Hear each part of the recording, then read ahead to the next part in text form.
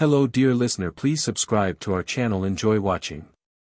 I always thought I was a patient man, content with the quiet life I had built. My wife, Ellen, was everything I had ever wanted, a stunning beauty, intelligent, with a charm that could light up any room.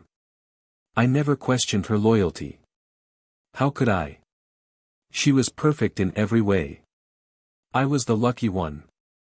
We had a life that many would envy. A beautiful home in the suburbs, a steady job in finance, and 2 children who were the center of our universe. But I never saw it coming. The betrayal. It started small, almost imperceptible. Late nights at work, texts left open on her phone, hushed conversations when I walked into the room. I noticed the change in her. The smile that once felt like a promise now seemed distant, distracted. I tried to brush it off, telling myself that she was just busy, stressed even. She worked as an event planner, after all, and that could be demanding. But then, there was the smell. It was subtle at first, a faint trace of cologne that wasn't mine.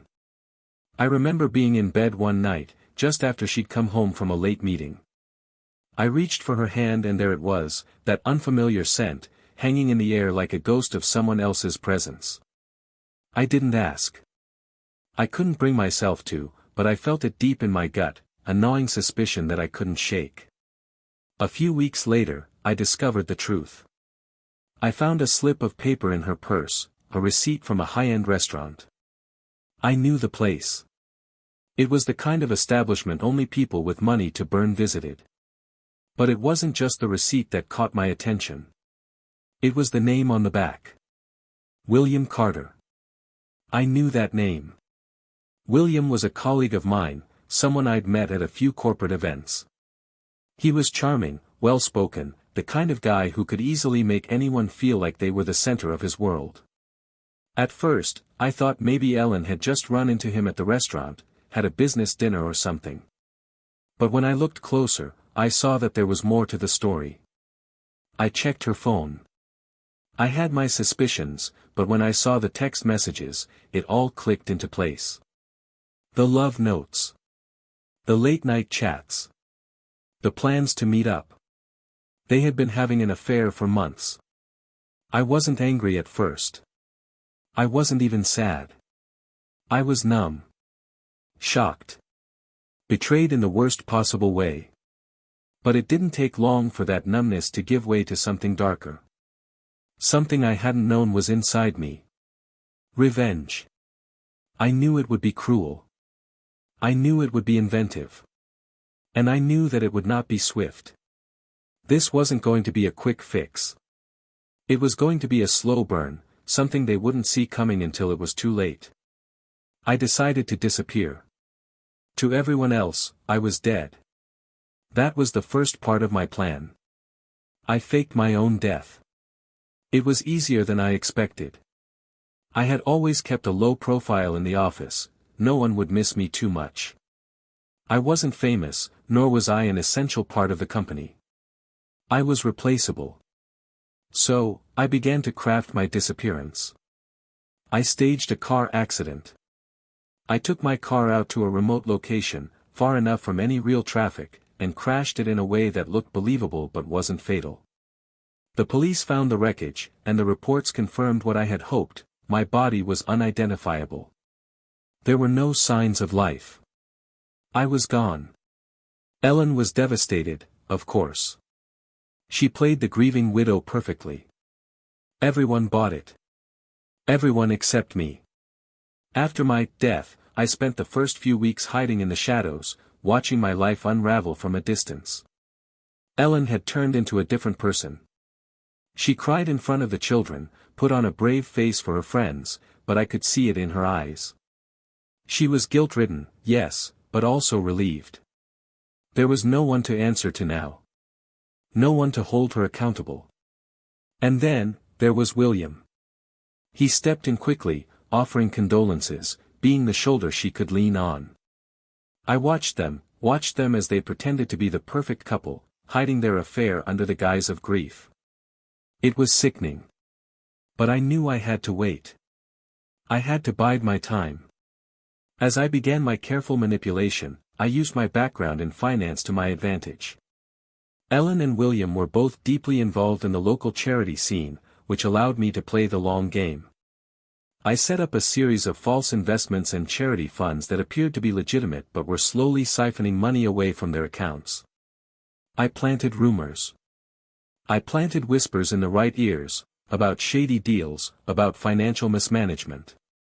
The foundations they worked with started to question their integrity. Their reputation was starting to fray at the edges, and they didn't even know it. Ellen and William began to panic. They didn't know where these rumors were coming from, but it didn't matter. They were already trapped. The pressure started to build. The lies began to unravel. But I wasn't done yet. I returned, but not as myself. I took on a new identity. I became someone they wouldn't recognize, someone who could operate in the shadows without being noticed. I reached out to them, pretending to be an anonymous benefactor interested in offering them a way out of the mess they had found themselves in. I promised them a way to clear their names, to restore their reputations, but there was a price. They had to meet me. Alone. No one else could know. They were desperate. They both agreed. The meeting took place in an old, abandoned warehouse on the outskirts of town. I watched them from a distance as they walked in, nervous, unaware that I had orchestrated everything. The lights were dim, the air thick with anticipation. I watched as they exchanged uneasy glances, waiting for me. And then, I made my entrance. I had my back to them at first, my face hidden in the shadows.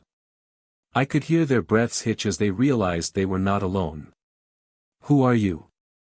Ellen's voice was shaky. I turned around slowly, revealing myself in full. For a moment, neither of them spoke. They just stared. Ellen's eyes widened in recognition. "No. No, it can't be," she whispered. "Yes, it is," I said, my voice cold and steady. "Did you really think I was dead? Did you think you could get away with it?" William took a step back. "This is a setup," he muttered, trying to keep his composure.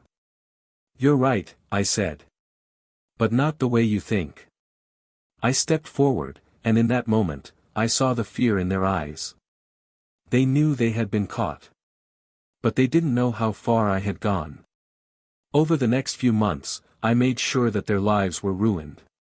Ellen lost friends. She lost her status in society. Her affair with William became public knowledge, and her reputation was tarnished beyond repair. William, too, had his own fall from grace. His business deals were exposed as fraudulent. He lost everything he had worked for. But the final blow came when I revealed my true intentions. I made sure they would never find peace. I left them with nothing but their shame, their guilt, and their ruined lives. As for me, I returned to my children, carefully re-entering their lives without their knowledge of what had transpired. I watched as Ellen and William tried to rebuild, but their efforts were futile. They were forever marked by their betrayal, and I had made sure of that. I had won, but in the end, I realized something unexpected. Revenge hadn't made me feel better. It hadn't healed the wounds. But it had given me something I hadn't expected: control. Control over my own life. Control over the fate of those who thought they could take everything from me. And as for Ellen and William, their lives were nothing but a shadow of what they once had been. They had lost each other, lost their respectability, and most of all, they had lost me. And in the end, that was the cruelest punishment of all. If you leave a comment, tell us what you think about the story you heard. It's important to us and will help us find and tell stories that you find interesting. Thank you for watching us.